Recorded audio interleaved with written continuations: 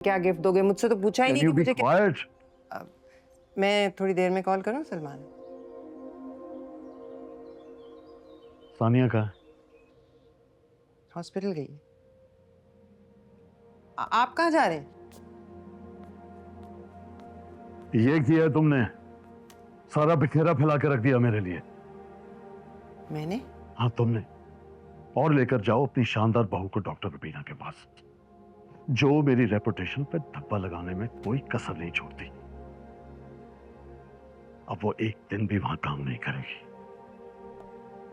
बात सुने, बात सुने। आप उसके साथ सख्ती नहीं कर सकते। She is pregnant.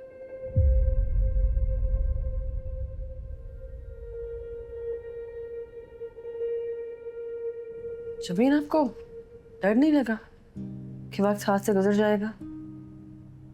वक्त किसके हाथ में रहता है। हाँ, एक वक्त ऐसा भी आया कि मुझे लगा कि मैंने शादी करके गलती कर ली, फिर फौरन प्रेगनेंसी, वो भी ट्विंस, ऊपर से एक रिवायती सांस। जिनको लगता है कि हम डॉक्टर बहू सिर्फ इसलिए ब्याह कर लाते हैं कि वो ससुराल वालों के और अपने बच्चों की नज़ला खांसी ठीक कर सके। फिर मैंने गैप लिया और सोचा क्या मैं इतनी कमज़ोर हूँ कि बस गुस्सा करके झुंझुला कर बैठ जाऊं।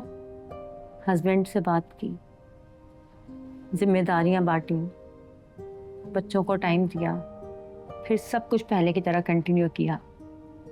हाँ, कभी कभी लगता है कि मैं अपने साथ वालों से उम्र में थोड़ी बड़ी हूँ, फिर सोचती हूँ सो व्हाट, इससे क्या फ़र्क पड़ता है।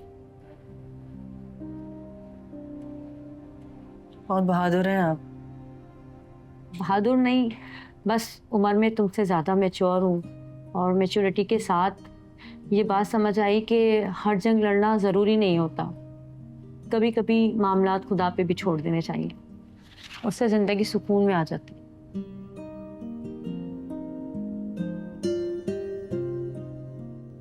मिस सानिया, बाहर आपके फादर इन लॉ आए हैं। अंकल? जी। मैं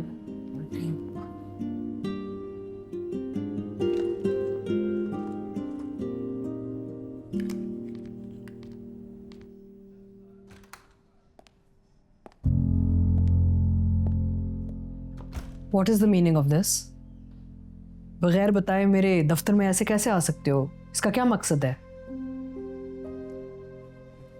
Don't interfere in my life. I have no interest in your life. इतने सालों बाद ये बात समझ में नहीं आई तुम्हें कि मुझे तुम्हारे और तुम्हारी जिंदगी में कोई भी दिलचस्पी नहीं है?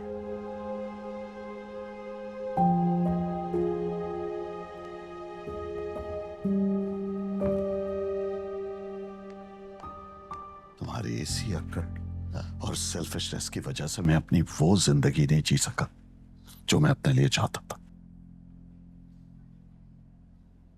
एक ऐसी औरत को अपनी जिंदगी में शामिल किया जो मेरे लायक नहीं थी। मैंने अपनी जिंदगी के 36-38 साल जाया कर दिए सिर्फ इसलिए कि मैं अपनी लाइफ पार्टनर को ऐसा बनाना चाहता था जो मैं डिजर्व करता हूं।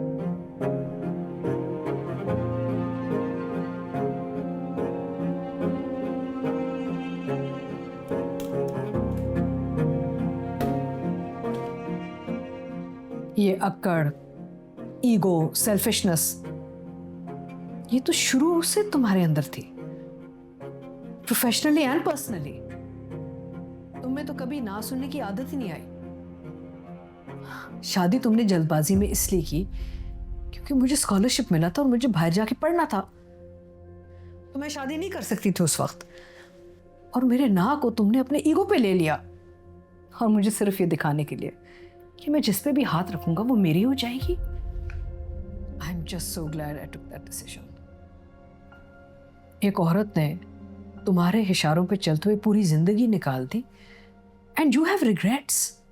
तुम्हें शर्म आनी चाहिए। शर्म तो तुम्हें आनी चाहिए। मेरी तरफ आते हुए प्रोजेक्ट पर तुम डाका मारना चाहती हो। मुझे पता था तुम आज यहाँ इसलिए आए हो क्योंकि तुम्हें लगता है जैसे मैंने मेडिकल सिटी का प्रोजेक्ट तुमसे छीन लिया है ना। But that's not true. That's not the case. वो प्रोजेक्ट तुम्हारे हाथों से तुम्हारे एटीट्यूड की वजह से गया है, तुम्हारी करप्शन की वजह से गया है। सब बात कर रहे हैं कि तुम करप्ट हो। तो क्या तुम करप्ट नहीं हो? जब तुमने एक अमीर आदमी को धोखा देकर अपने जाल में फंसाकर शादी की और उसके बाद डिवोर्स लेकर आधी दौलत पर कब्जा कर लिया। Let's not even go there. Let's not. And you listen to me. अगर मुझे ये प्रोजेक्ट नहीं मिला ना तो तुम्हें भी नहीं मिलेगा।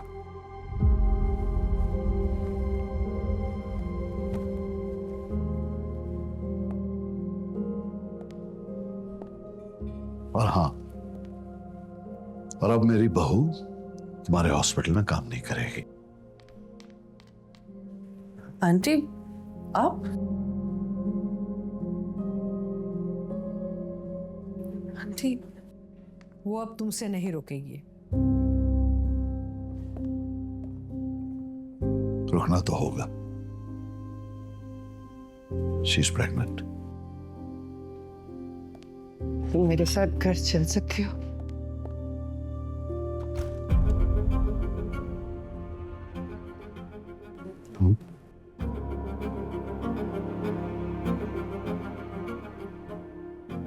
यहाँ फरीन, मुझे बताओ रुबीना, तुम्हारे जैसा बनने के लिए क्या चाहिए होता है? आई एम सो सॉरी, तुम्हें ये सब बकवास सुननी पड़ी। सॉरी की जरूरत नहीं है। अच्छा हुआ मुझे रियलाइज हो गया ना कि मैं तो एक बबल में जी रही थी, एक झूठी दुनिया में, जहां मैं एक परफेक्ट माँ थी, एक परफेक्ट बीवी थी, और ये परफेक्शन मैंने बड़ी मुश्किल से हासिल की थी। लेकिन आज पता चला मुझे परफेक्ट नहीं, मुझे तुम जैसा बनना था। फरीन, चलो यहां से। Let's not create a scene. आओ प्लीज। नहीं शाहनवाज, इतना बड़ा इंकशाफ हुआ है मुझ पर, मुझे समझ तो लेने दे कि मेरी तो सारी जिंदगी जाया चली गई। मैं समझती थी आप रुबीना से नफरत करते हैं क्योंकि ये आपकी कंपटीशन है, लेकिन आपके दिल में तो मोहब्बत की फांस चुभी थी। नहीं फरीन, ऐसी कोई बात नहीं है। शाहनवाज तो मोहब्बत को कभी समझ ही नहीं सकता। मैं इसकी मोहब्बत की फांस नहीं हूं। मैं तो वो एक अनअचीवेबल टारगेट हूं जो इसके दिमाग में फंस चुकी है, and that's about it. Stop it Rubina. Aunty अब प्लीज चले यहाँ से। चले आंटी, प्लीज चलिए। फरीन, एक औरत को ना मर्द के जो परफेक्शन वाले पैरामीटर्स होते हैं ना, उनमें मोल्ड होने की कोशिश करनी नहीं चाहिए। इनको तो जो भी मिल जाए ना, ये कभी खुश नहीं होते। Nobody is ever perfect for them. और तुमने जो किया ना वो मैं कभी नहीं कर सकती। अपने टर्म्स पे जिंदगी गुजारना बड़ा आसान होता है, लेकिन अपने आप को मार के ना दूसरों के लिए जीना, वो सिर्फ दिलेर लोग ही कर सकते हैं।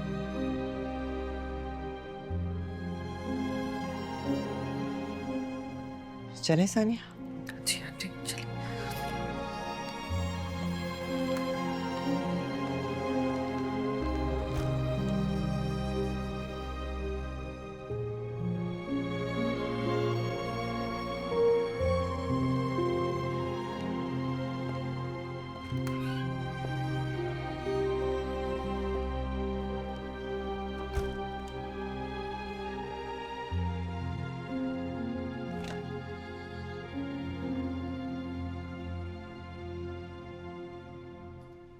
मामा, ये सब कुछ सोच के अपने आप को अजियत मत दें। मेरी तो सारी जिंदगी जाया होगी ना मीना। अपनी पूरी जिंदगी मैंने शाहनवाज की हाँ में हाँ मिलाई थी ताकि वो मुझसे खुश रहे, लेकिन आज पता चला वो तो मुझ में डॉक्टर रुबीना को ढूंढते रहे। तुम लोग इस तरह मत करना, कभी किसी के लिए खुद को ना मिटाना, खास तौर पर किसी ऐसे शख्स के लिए जो तुम्हारी कदर ही ना करे। आंटी मैंने ठीक कह रही है, फिलहाल ये सब ना सोचे, सिर्फ अपने आप के बारे में सोचे, अपनी हेल्थ पे फोकस करें। कितनी अजीब बात है ना, हम तीनों की उम्रें भी अलग हैं, हमारी पर्सनैलिटीज भी अलग हैं, हमारी बैकग्राउंड्स भी फर्क हैं। इसके बावजूद हम तीनों की कहानी एक ही है। अच्छा खैर, तुम लोग जाओ, जाकर सो जाओ, मैं भी अब आराम करूंगी। मुझे तो यूं लग रहा है जैसे सारी जिंदगी की थकन महसूस हो रही हो मुझे। जाओ तुम लोग, गुड नाइट। मामा बुला लीजिएगा अगर किसी चीज़ की ज़रूरत होगी तो।